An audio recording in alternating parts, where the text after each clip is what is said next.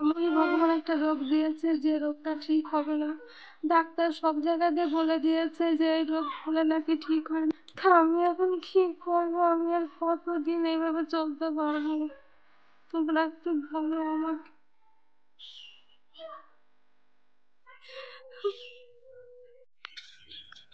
নমস্কার বন্ধুরা, সবাইকে জানাই শুভ সকাল। সবার দিনটা খুব ভালো কাটুক, আমি সেটাই প্রার্থনা করি। আর আমার দু চোখ বেয়ে আমার আজকে ঘুম আসছে, চোখ মেলতেই পারছি না এখনো। তো রাত্রেবেলা তো ঘুমোতে পারছি না গরমে, তো সেই কারণে আজকে লেট হয়ে গেছে ঘুম থেকে উঠতে। দেখি অনেক বেলা হয়ে গেছে, লাফ মেরে উঠেছি ঘুম থেকে। তো আমি এখন ডিউটির দিকে যাচ্ছি। আজকে আমার একটু তাড়া আছে ভীষণ, কিন্তু আজকে আমার ডিউটিতে আসতে লেট হয়ে গেছে। তো সেই কারণে বেশি কথা এখন আর বলতে পারছি না। আমি ফটাফট ডিউটিটা সেরে নিই, তারপর আবার তোমাদের সঙ্গে কথা বলবো। হয়ে গেল আজকের মতন ডিউটি শেষ। তো সকালবেলা বেশ ভালোই ছিলাম, কিন্তু ডিউটি সারতে সারতে মাথাটা কেমন টাল দিচ্ছে, মাথা ঘোরাচ্ছে, হয়তো প্রেশারের কোনো সমস্যা হয়েছে আমার। তো জানি না কতদিন এইভাবে টানতে হবে। আর নিজের শরীরের দিকে এখন আমি যত্ন করতে পারি না। তো শরীরের এত কষ্ট হয় কাজ করতে, তবুও যেতে হবে কাজ করতে, কিছু করার নেই। আমার যে একটু শরীর খারাপ হলে যে আমার একটু নিজের দিকে একটু যত্ন করব কি ওষুধপত্র খাবো, সেটাও করতে পারি না। এই সকাল থেকে মাথাটা ভীষণ ঘোরাচ্ছে। এখন আমার কত কাজ, তোমার দাদাভাইকে নিয়ে আবার ডাক্তারের কাছে যেতে হবে, আমার নিজের শরীরের দিকে একটু কেয়ার করতে পারি না। তো জানি না কতদিন এইভাবে আর চলতে পারবো।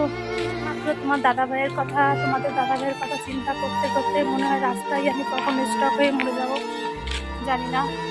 তো ভগবান যেন সেটাই করে, খুব তাড়াতাড়ি যেন ওর আগেই আমাকে নিয়ে চলে যায় পৃথিবীতে।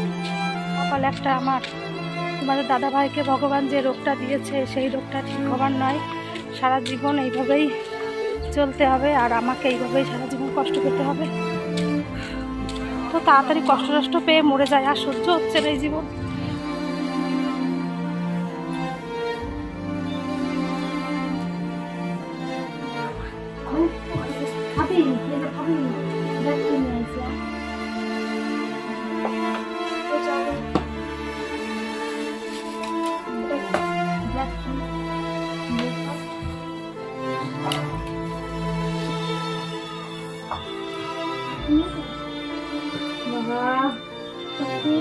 এই যে শিরা দেখা যাচ্ছে, দেখো শিরা। তুই রক্ষা করো তো, কিন্তু তুই রক্ষা করো। তুলা ফুল পাবে গরম থাকা দেওয়া তো কমেছে না বাবা।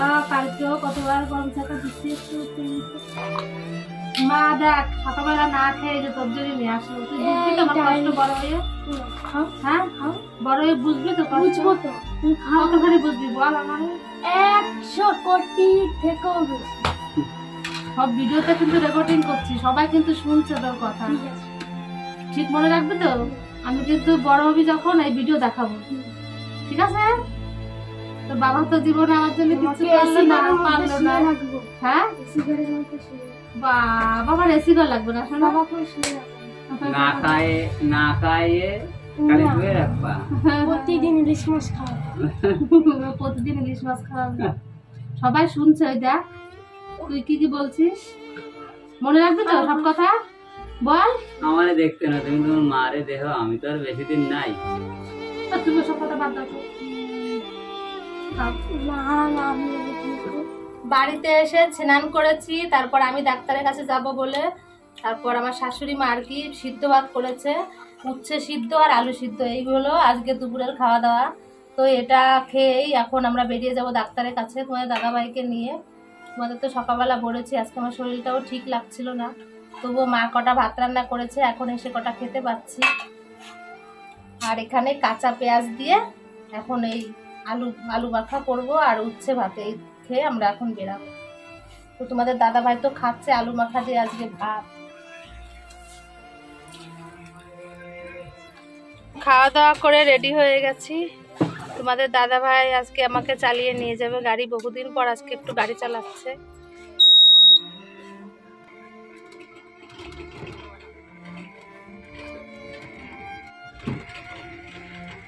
এতটা শরীর খারাপ লাগছে তোমাদের দাদাভাইকে, তবুও নিয়ে এখন যেতে হচ্ছে আমার। মনে হচ্ছে ভীষণ ভীষণ কষ্ট হচ্ছে এখন আমার। আমি রাস্তাঘাটে হয়তো পড়ে মরে যাবো এরকম লাগছে শরীরটার ভিতরে আজকে আমার।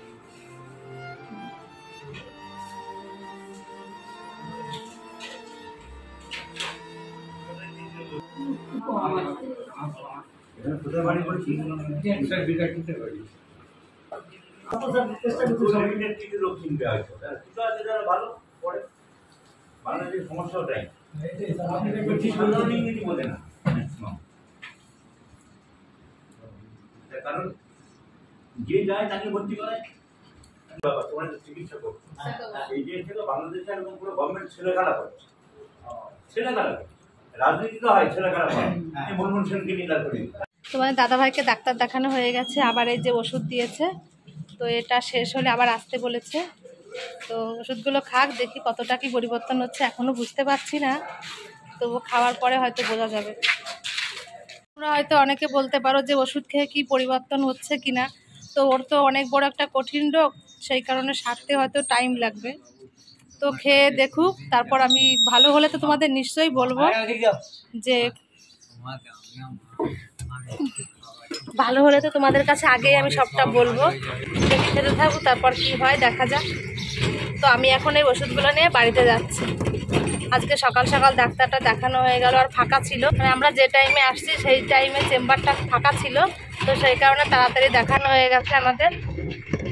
আর আমারও শরীরটা আজকে আর সত্যি বলছি দিচ্ছে না, ভীষণ কষ্ট হচ্ছে আমার এখন। তোমার কি হয়েছে মা? আস্তে আস্তে দে মা।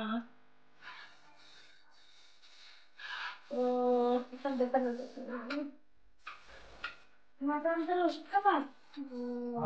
হ্যাঁ, মাথা দে, আস্তে আস্তে দে। যন্ত্রণা হলে সত্যি কথা বলতে কি স্যারিডন না খাওয়া পর্যন্ত মাথা যন্ত্রণা কমে না। তো একটা স্যারিডন এই মাত্র খেলাম, সেই খুব কষ্ট হচ্ছে, মানে মাথা যন্ত্রণা হলে সহ্য করতে পারি না আমি, এরকম কষ্ট হয় এখন আমার। মানে দাদাভাই টেনশন করতে করতে আমি আর বাঁচতে পারছি না। ওই মানুষটাকে নিয়ে আজকে 10-12 বছর ধরে এত ভোগাভুগি, এত কষ্ট পাচ্ছি, সহ্য হয় না। আমার এত শরীর খারাপ হলেও যে আমি নিজের প্রতি যে একটু নিজে যত্ন করবো সেটার সময়টাও আমার নেই।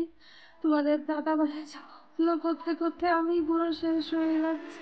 10-12 বছর ধরে এই যন্ত্রণা বয়ে নিয়ে নিয়ে আমি আর পাচ্ছি না, আমি এখন বড় ক্লান্ত হয়ে গেছি। ভগবান আর কত আমার এরকম কষ্ট করাবে আমি জানি না।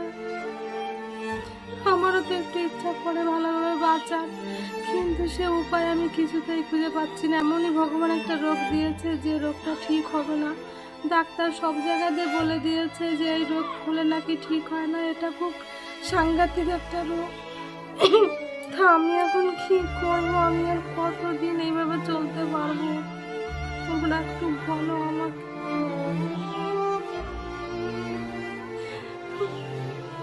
দিন এত শরীর খারাপ, এত কষ্ট করেও সে আমাকে ডিউটি যেতে হবে, আবার আসতে হবে, এত শরীর খারাপ লাগে, আমি আর এই কষ্ট নিতে পারছি না।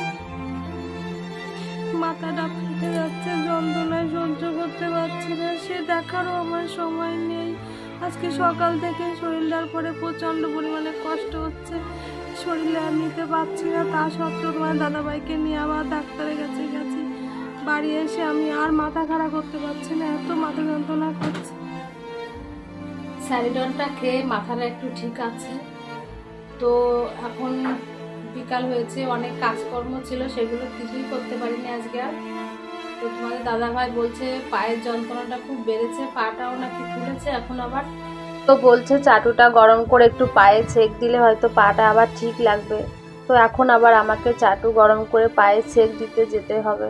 আর ভালো লাগছে না আমারও। তো কেন জানি না পাটা এরকম করে ফুলছে, এই পাটা ফুলছে, আবার গরম ছেক টেক দিলে হয়তো একটু কমছে। তো এখানে এই ভীষণ ভয়টা লাগছে, কেন এরকম করে পাটা ফুলছে। শুধু পা না, কোমর থেকে পা পর্যন্ত অনেকটাই ফুলে যাচ্ছে।